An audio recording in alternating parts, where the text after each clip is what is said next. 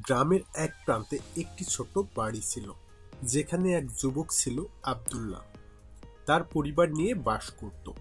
আব্দুল্লাহ ছিল অত্যন্ত কর্মঠ এবং স্বপ্নবান। সে মনে করত জীবনের সফলতা পেতে হলে পরিশ্রমের বিকল্প কিছুই নেই।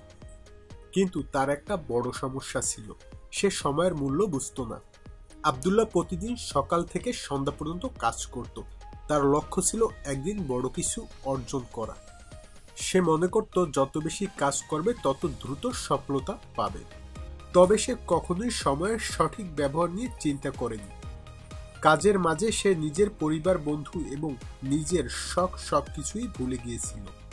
একদিন আব্দুল্লাহ তার বাবার সঙ্গে বসেছিল। তার বাবা একজন বৃদ্ধ ব্যক্তি, যিনি জীবনের অনেক কিছুই দেখেছেন। আব্দুল্লাহকে একটি উপদেশ দিলেন, তুমি এত পরিশ্রম করছো, কিন্তু মনে রেখো, সময় কখনো ফিরে আসে না। যদি তুমি কখনো সময় নষ্ট করো, তা তোমার ভবিষ্যতও নষ্ট হবে। আব্দুল্লাহ তার বাবার কথা শোনার পর ভাবল, এটা ঠিক যে আমি কাজ করছি, কিন্তু আমি যদি আরো বেশি সময় কাজে ব্যয় করি, তবে একদিন আমি সফল হব। সে তার বাবার কথা শুনে মাথা নেড়ে তার কাজে ফিরে গেল। দিন মাসে পরিণত হলো, আর আব্দুল্লাহর কাজের পরিমাণ বাড়তেই থাকলো। সে কখনো নিজের পরিবারকে সময় দিতে পারত না।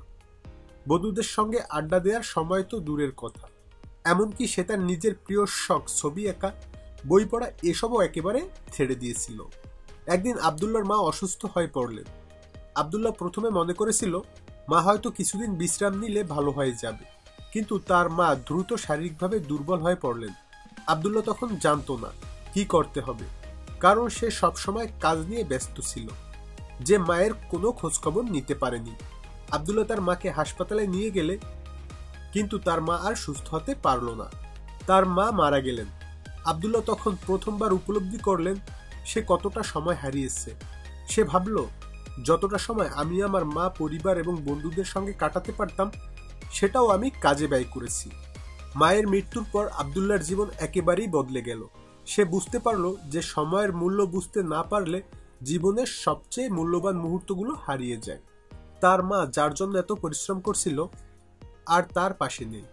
আব্দুল্লাহ নিজের ভেতরে এক গভীর শূন্যতা অনুভব করল। তবে সে বুঝতে পারল এখনো অনেক কিছু শিখতে বাকি রয়েছে। সে তার বাবার কথা মনে করল এবং সিদ্ধান্ত নিল, জীবনে পরিশ্রমের পাশাপাশি তাকে সময়ের মূল্য বুঝতে হবে, কাজ করতে হবে। সে তার কাজের সঙ্গে সঙ্গে পরিবার এবং বন্ধুদের জন্য সময় বের করার চেষ্টা করল।